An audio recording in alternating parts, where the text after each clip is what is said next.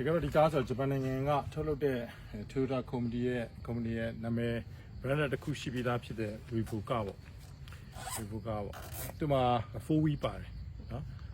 သူ engine ရဲ့အနေထားရရဲ့သူမှာတက်ဆင်ထားတဲ့ 4V ကိုရိုးတာမန် 4V ပြီးရင် 4V HL တကယ်၄ဘီရဲ့အဆက်အကုန်လုံးတက်ဆင်ပေးထားတယ်ဒါပေမဲ့ကျွန်တော်တို့လက်တလောတလိုင်းနေမြေ area မှာကျွန်တော်တို့သွားလာနေရလမ်းတွေအနေထားရဒီလိုမျိုးဂျပန်နိုင်ငံကအလုံးစုံရုံးနိုင်တဲ့စွမ်းအားရှိတဲ့ engineer gear box တွေနဲ့ 4V system တွေတက်ထားပေးတော့လည်းပဲကျွန်တော်တို့သွားရတဲ့ရံဖန်ခါသွားရတဲ့ခီးတွေမှာမယုံနိုင်ဘူးမတက်နိုင်ဘူးတကယ်ကိုမြင့်အောင်လည်းမြင့်ထားတယ်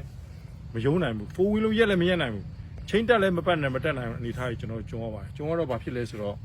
ကျွန်တော်ထိုင်းနိုင်ငံကကိုနေလင်းစွန်းတဲ့မိတ်ဆွေတွေရဲ့ကားပစ္စည်းဆိုင်ရဲ့အကူအညီရကျွန်တော်ဒါ winch ပေါ့နော် WINCH winch 1200ပေါင်12000ပေါ့နော်ခု10ရာ1000ပေါင်12000ကိုဆွဲလို့ရတဲ့ wind ကိုကျွန်တော်တတ်ပြီးတော့အခုဒါပြင်းထန်တဲ့ခက်ခဲတဲ့လက်တော်လန်းချမ်းတွေကိုကျွန်တော်ရုန်းကန်ပါကျွန်တော်ဆိုလိုချင်တာကလက်ရှိကျွန်တော်ຫນွေတော်လန်ရေးရဲ့ကျွန်တော်တို့ရဲ့အခြေအနေကိုပြောချင်တာပါကျွန်တော်တို့တွေအင်းနဲ့အားနဲ့ပြည်သူတရားလုံးလူငယ်တုအမြောက်များအမှန်နဲ့တရားကိုလိုလားတဲ့တော်လိုင်းပတ်သားများအားလုံးရဲ့အပြင်းထန်ဆုံးရုန်းကန်အားနဲ့ကျွန်တော်၄နှစ်ကျော်ကာလရှိတဲ့လက်နက်ရှိတဲ့ခဲယမ်းပြည်သူလူထုရဲ့ထောက်ပံ့ကူညီမှုနဲ့ကျွန်တော်အပြင်းထန်ဆုံးရုန်းကန်ခဲ့ပါဒါဒီကားကိုတိဆောက်ပေးခဲ့တဲ့ original စွမ်းရည်နဲ့နှိုင်းယှဉ်လို့ရအောင် original ကျွန်တော်တို့မှာရှိ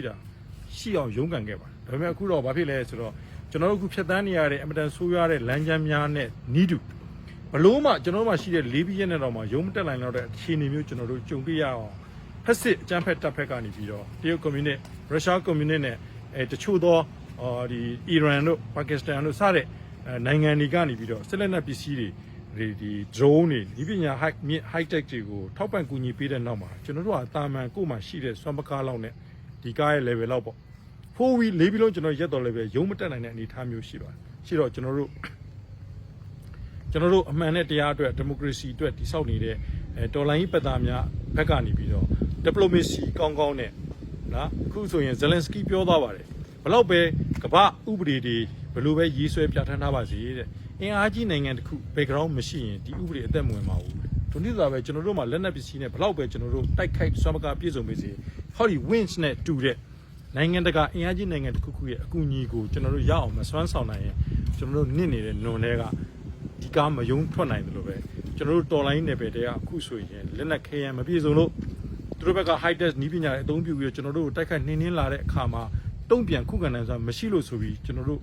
တော်လိုင်းရှည်ကြာသွားကောင်းသွားနိုင်တဲ့ခက်မသိရင်ဝမ်းနည်းစရာဖြစ်တဲ့အနေအထားတွေကြုံကောင်းရှုံးရနိုင်ပါတယ်။အဲကြောင့်မို့ကျွန်တော်တို့ဟာအင်အားကြီးနိုင်ငံကျွန်တော်တို့မှာဒီမိုကရေစီဘက်တော်သားဖြစ်တဲ့ American, Australia, Japan စတဲ့ယဉ်ကျေးသောကမ္ဘာနိုင်ငံအစိုးရကမ္ဘာနိုင်ငံကြီးတွေရဲ့အစိုးရတွေကိုကျွန်တော်တို့လက်ရှိကျွန်တော်တို့အခြေအနေကိုသိရှိအောင်ရှင်းလင်းတင်ပြပြီးတော့သူတို့ရဲ့အကူအညီရအောင်စူးစမ်းနိုင်မှကျွန်တော်တို့ရဲ့ຫນွေတော်လှန်ရေးအောင်မြင်မယ်အရှိတောင်အာရှထဲမှာထွန်းတောက်မဲ့ဒီမိုကရေစီစစ်နိုင်ငံတော်တစ်ကိုကျွန်တော်တည်ဆောက်နိုင်မှာဖြစ်တယ်လို့လက်တွေ့တရုတ်နဲ့ပြပြီးတော့ပြည်သူအားလုံးနဲ့သက်ဆိုင်တဲ့ခေါင်းဆောင်များအားလုံးကိုအကြံပြုနှိုးဆော်တင်ပြပါတယ်ကျွန်တော်တို့win မတတ်နိုင်ရင်တော်လှန်ရေးရှေ့ဆက်သွားနိုင်ဖို့အခြေအနေခက်ခဲပါလိမ့်မယ်